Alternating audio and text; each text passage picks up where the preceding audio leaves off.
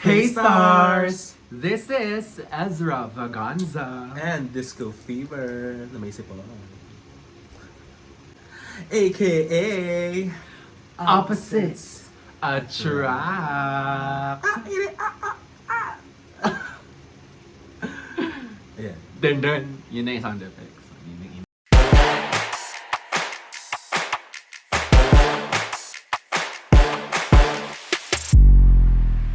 Okay, so for today's video, kami nagbabalik.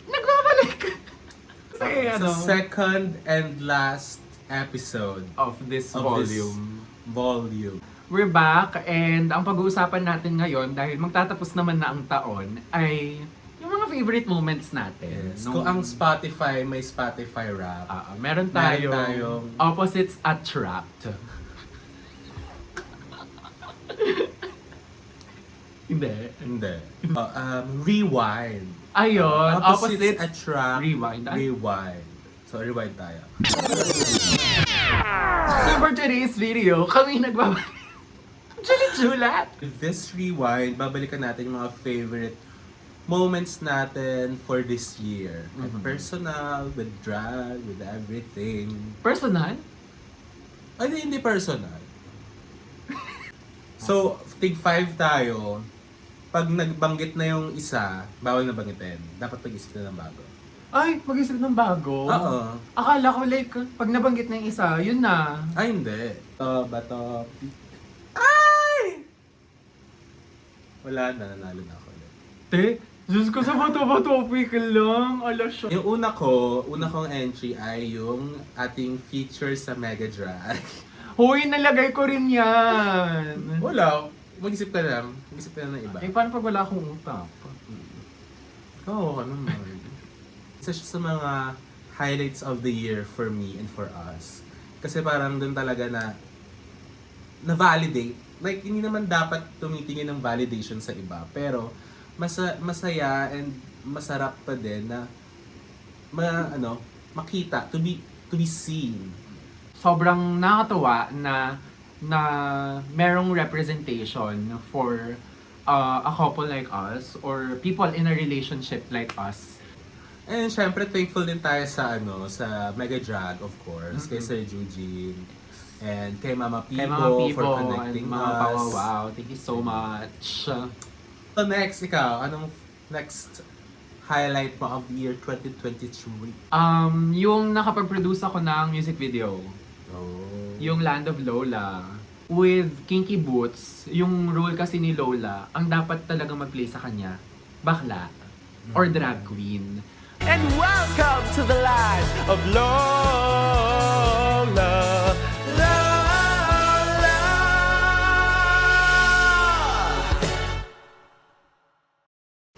Ayun, yun yung isa sa favorite moments ko this year.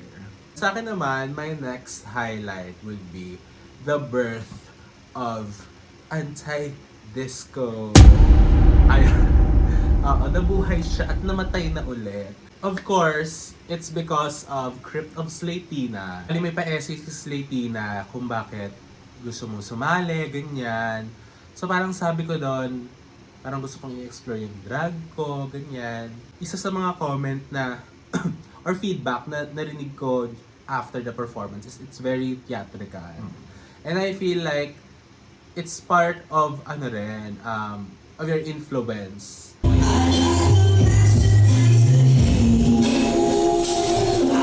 Always like to play with fire.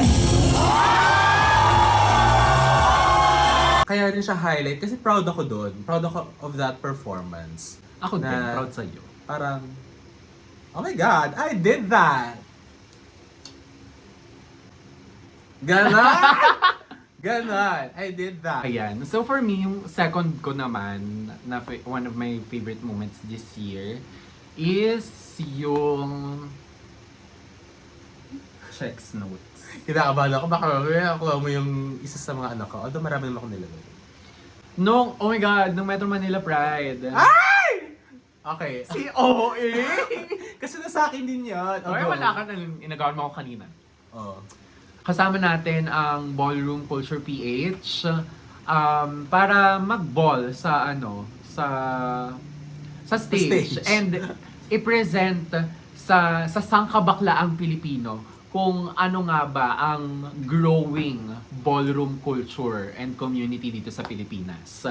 So, thankful for Mother Siza and Misha Misha. for the invitation. And with that, sana maraming natuwa and feeling ko naman maraming na-entice na na hey, we exist, ballroom exists in the Philippines. Merong existing culture dito sa Philippines.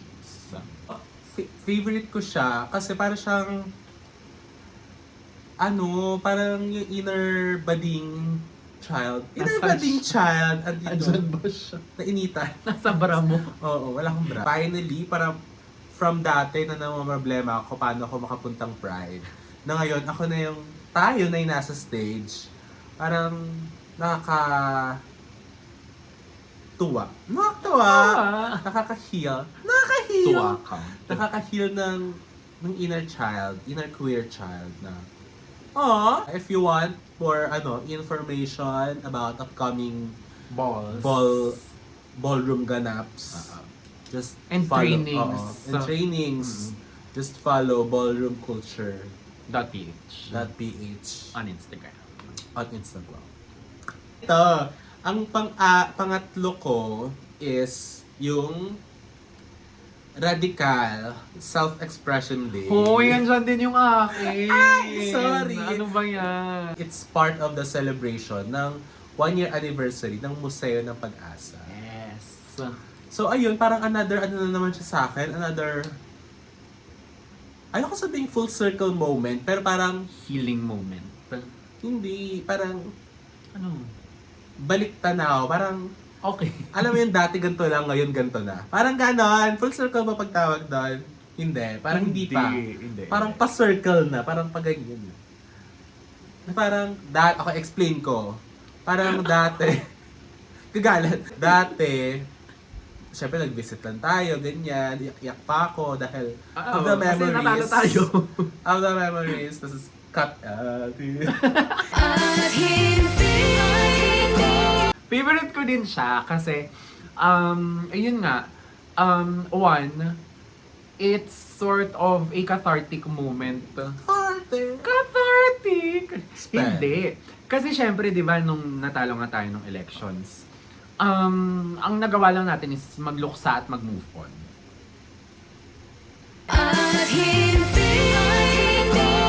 Tapos, para siyang looking back nung time na magkakasama tayo nung, yun na naman siya, si look back. O sige ha, throwback.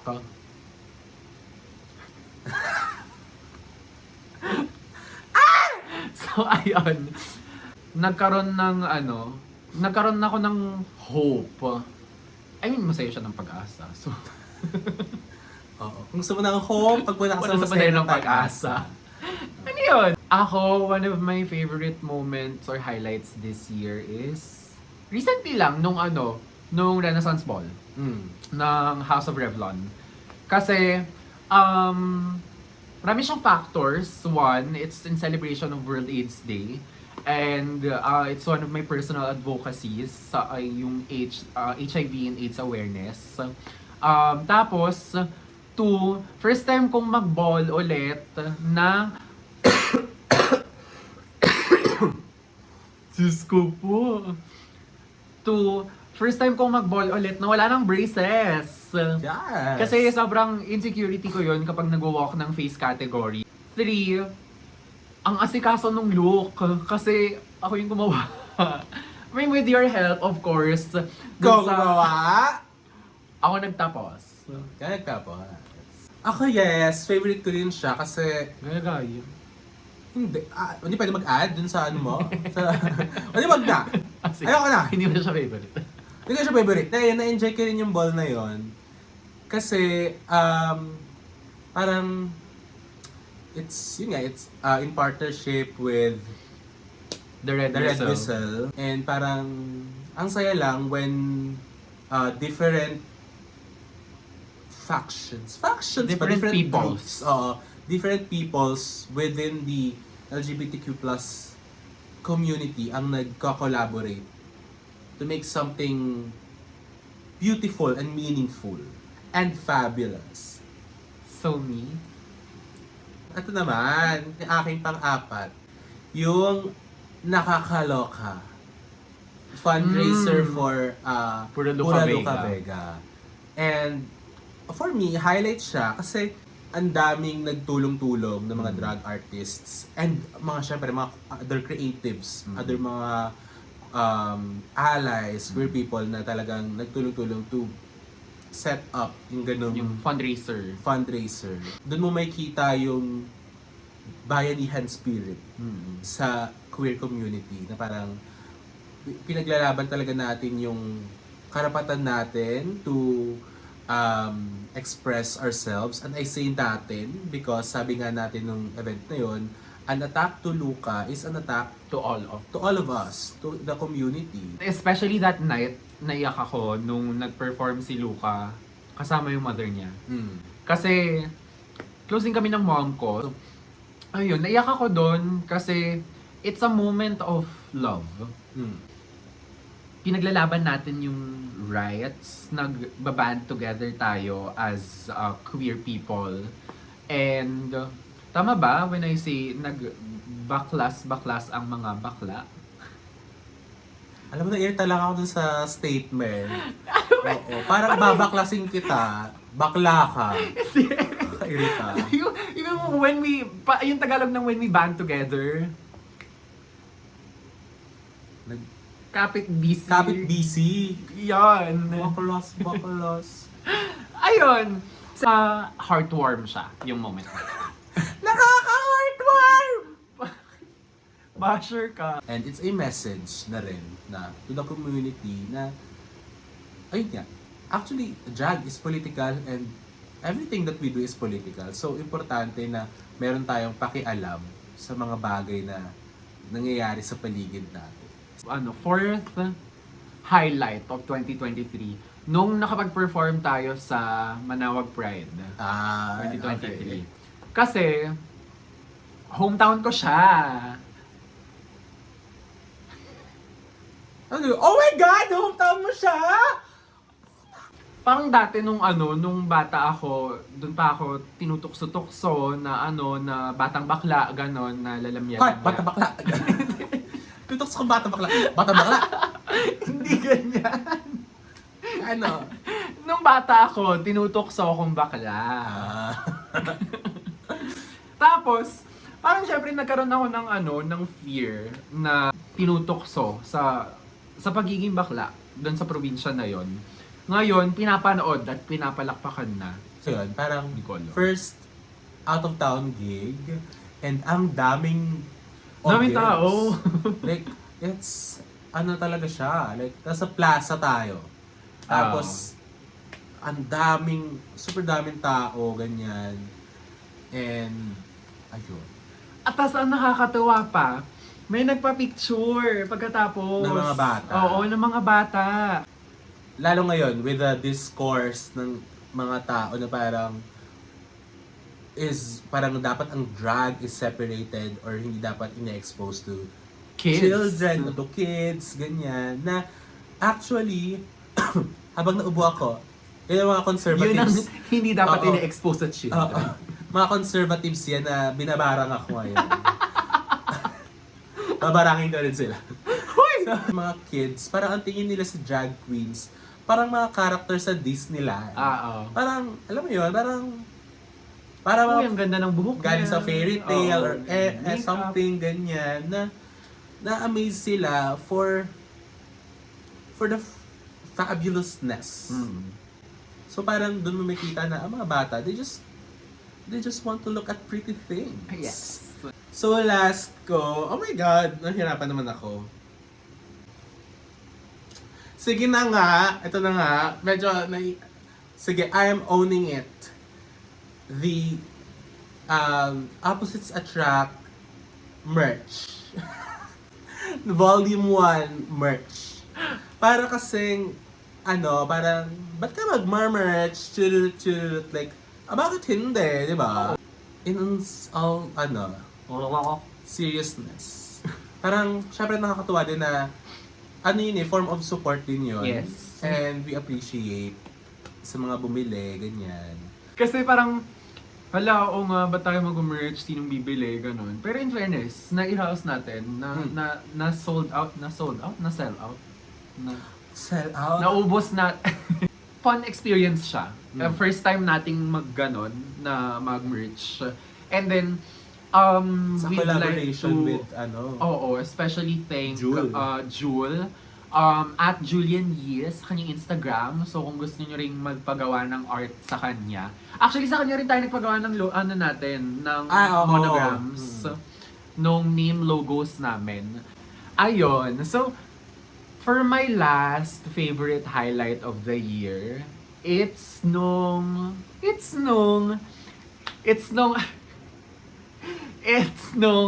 inumpisahan natin tong series na to. Opposites Attract. Ganon. Na, ang saya niyang gawin. Like, sobrang fun. Tapos, sana makapag-put out pa tayo ng maraming content and episodes in the future. Like, hindi yan sad. yes! Kung Yun! nakaabot ka dito, Congrats! congrats and thank you and deserve. Ayun, looking back sa buong 2023 natin, parang ang daming pasabog, ang daming shared moments. Sa sobrang dami, ang Mostly. hirap mamili. Oo. Lahat naman yun mahalaga eh. Aha. Diba? Lahat naman mahalaga. So, ang hirap na mamili ng 5 lang. Naso-surprise ka sa mga ganap. Paano yung Na parang, surprise? Oh, reverse. Ano parang reverse? Paano reverse ng surprise? Si Rupups. Ano? Ano ba? O, tanungin mo ako, paano yung surprise? Paano yung surprise? Ano yung reverse? Ganon. Na parang, ang saya kapag nasa-surprise. And sana nag-enjoy kayo, kasi kami nag-enjoy naman. Uy, Oo. Paano enjoy? ganon. O, paano yung reverse? Ah! Kadiri! Diyos ko po, DOH! Ano na? Ginagawa niyo ba trabaho niyo? Huy! Hindi. Ay! Charas! The 2023 volume of Opposites Attract comes to a wrap. Uy, nag-rhyme. Ha? Attract, rap? Oo. Rhyme yun! Attract, rap. And Sino yung with English that- teacher mo? Uy, grabe!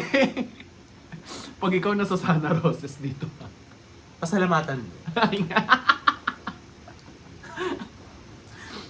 And with that, 2024, watch out for more Opposites Attract.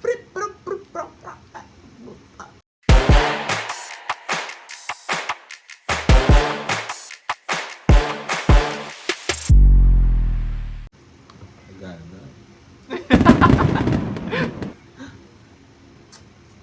Bye.